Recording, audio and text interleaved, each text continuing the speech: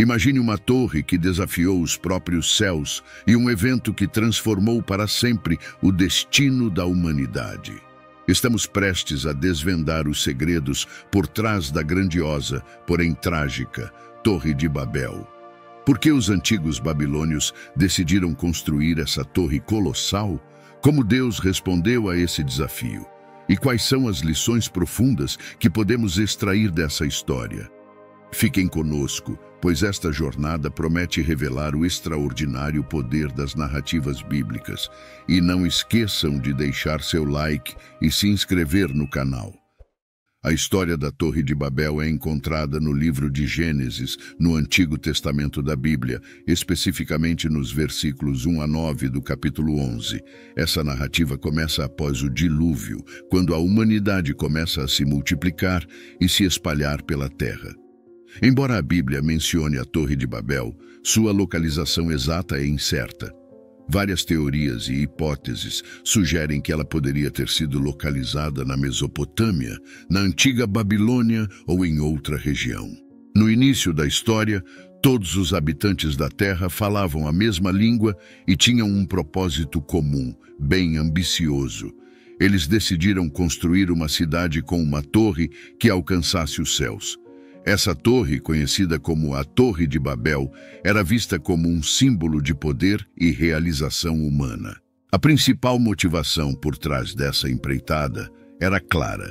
Eles queriam demonstração de poder, autoridade e também evitar serem dispersos pela face da terra.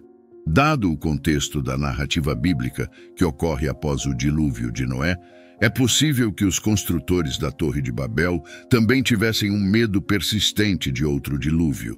Eles poderiam ter acreditado que construir uma torre alta que alcançasse os céus era uma forma de se proteger contra o retorno de uma inundação catastrófica.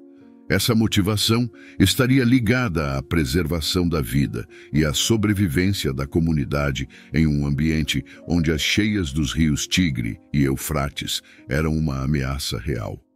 Porém, o desejo de proteção contra um novo dilúvio demonstrava a descrença em Deus, já que após as inundações, o Senhor Deus deixou claro: nunca mais será ceifada nenhuma forma de vida pelas águas de um dilúvio. Nunca mais haverá dilúvio para destruir a terra. Gênesis capítulo 9, versículo 11. Outra teoria sugere que a Torre de Babel poderia também ter sido construída como uma estrutura militar defensiva. Na Mesopotâmia antiga, as cidades-estado frequentemente enfrentavam ameaças de invasões de povos vizinhos ou tribos pagãs, como eram chamadas à época.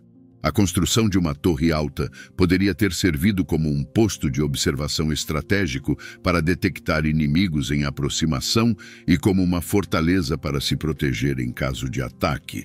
Dessa forma, a torre teria uma função tanto prática quanto simbólica, representando a defesa da cidade contra ameaças externas. Porém, os construtores da torre acreditavam que poderiam alcançar os céus por meio de suas próprias habilidades e esforços, desafiando assim a autoridade e a vontade de Deus. Isso simbolizava a rebelião humana contra o Criador. Vale lembrar que em Gênesis capítulo 9, Deus abençoou Noé e seus filhos, dizendo-lhes: sejam férteis, multipliquem-se e encham a terra. Deus havia ordenado que a humanidade se espalhasse pela terra após o dilúvio, mas os construtores da torre desobedeceram a essa ordem. Sua desobediência representava descrença e falta de submissão à vontade divina, preferindo seguir seu próprio caminho às orientações divinas.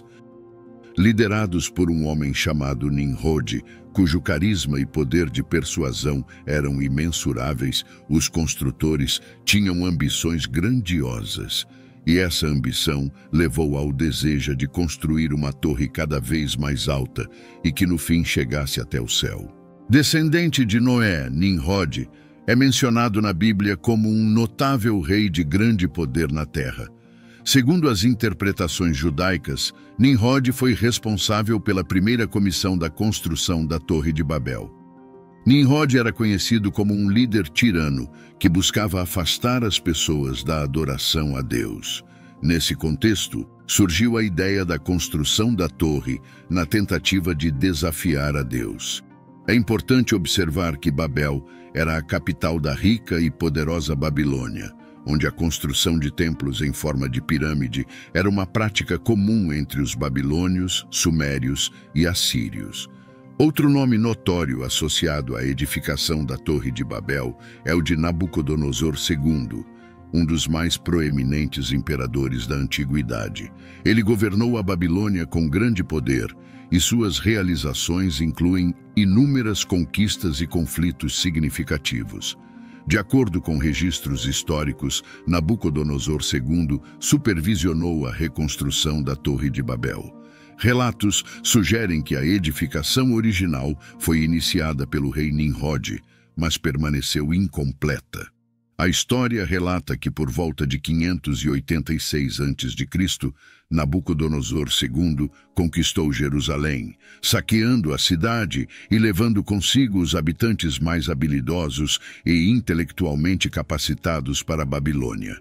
Esses prisioneiros de guerra eram judeus que foram forçados a trabalhar sob o comando do rei. São eles que nos proporcionaram a descrição da Torre de Babel registrada na Bíblia. Esses eventos e figuras históricas são fundamentais para nossa compreensão da construção e reconstrução da Torre de Babel, fornecendo um contexto mais amplo para essa narrativa bíblica tão significativa. Considerando o contexto histórico e arquitetônico da Mesopotâmia antiga, onde a história da Torre de Babel é frequentemente associada, é possível que a estrutura inicial fosse um zigurate. Os zigurates eram torres de templo escalonadas, com degraus ou rampas que levavam a um santuário no topo. Eles eram comuns na região e serviam como locais de culto religioso. Os materiais de construção provavelmente seriam tijolos de barro secados ao sol, que eram amplamente utilizados na Mesopotâmia. Esses tijolos eram feitos de argila e palha, e quando empilhados e secos, formavam estruturas duráveis. Eles começariam com uma base maciça, e à medida que a torre subisse, acrescentariam camadas de tijolos e terra para criar as plataformas escalonadas características de um zigurate. Embora a Bíblia não forneça uma altura específica para a Torre de Babel, ela é frequentemente representada em ilustrações e arte religiosa como uma estrutura muito alta, chegando próximo ao céu. No entanto, Deus, decepcionado, observou o que estava acontecendo e decidiu intervir na construção. Ele não permitiria que a humanidade seguisse seu próprio caminho, desafiando sua autoridade e, principalmente, desobedecendo suas instruções. Então, Deus, em um ato divino, decidiu confundir as línguas de todos os construtores da torre. Repentinamente, cada construtor passou a falar e entender uma língua diferente, tornando impossível a comunicação entre eles. Inicialmente, este ato causou uma enorme confusão, arruinando a continuação do projeto e os planos de construir uma torre que chegasse ao céu. Após a confusão das línguas, o caos foi instaurado naquela cidade. A incapacidade de se conviver em uma sociedade com diversos grupos de pessoas falando diversas línguas diferentes tornou a comunicação e convivência impossível, levando à dispersão da humanidade em diferentes grupos e regiões. O nome Babel é derivado da palavra hebraica Babel, que significa confusão. Isso é uma referência direta à confusão das línguas que ocorreu na história. Essa dispersão da população por diferentes regiões cumpriu a vontade original de Deus, de que a humanidade se espalhasse pela terra após o dilúvio, para que fosse completamente povoada. Cada grupo linguístico deu origem à sua própria cultura, nação e identidade. A história da Torre de Babel é frequentemente relacionada ao surgimento das línguas semíticas, como o hebraico e o aramaico. Isso tem implicações profundas na história da linguagem. Além disso, a diversificação das línguas humanas, resultante da Torre de Babel, moldou a história e a cultura da humanidade, demonstrando como eventos bíblicos têm influenciado profundamente o mundo ao longo dos séculos. Essa história também destaca a necessidade de buscar a vontade de Deus em nossas vidas e reconhecer que nossa existência depende dele. Em suma, a narrativa da Torre de Babel é mais do que uma história antiga. É uma parábola sobre as consequências da desobediência, o perigo do orgulho e a importância de reconhecer a soberania de Deus em nossas vidas. Se você chegou até aqui, entendo que deve ter gostado do conteúdo. Por isso, peço que se inscreva no canal e deixem nos comentários qual tema você gostaria de ver no próximo vídeo. Abraços e fiquem com Deus.